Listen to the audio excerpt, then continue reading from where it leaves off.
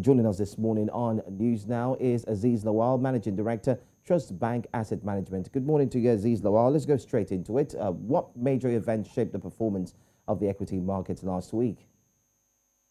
Thank you. Yeah, and last week there were no major events last week. Largely, what we saw last week was renewed interest by investors in significantly fundamental sound tickers like GT Bank, Presco, or Dangote Cement. Outside the performances of those stocks, the market was largely quiet. Thank you.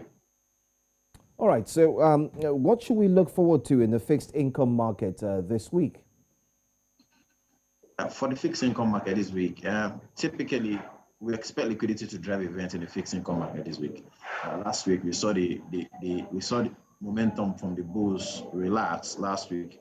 We expect the same pattern this week in the absence of major maturities. Thank you. All right, so Aziz, how many more firms have released their annual results, and what impact, if any, did have on the market? Now we've seen more than 50 results now. Last week specifically, we saw close to 24. Unlike what we saw in the previous week, there were no major impacts in the market last week. But the most impressive of them was Okomu. Okomu grew bottom line and top line by over 50%. Really impressive performance. Thank you. All right. Lastly, Aziz, what are your expectations for this week? I mean, tell us what investment insights do you have for your audience? And like we recommended 2 weeks ago, that investors should go for Presco. So it's trading about 88 naira then. It's currently trading over 90 naira.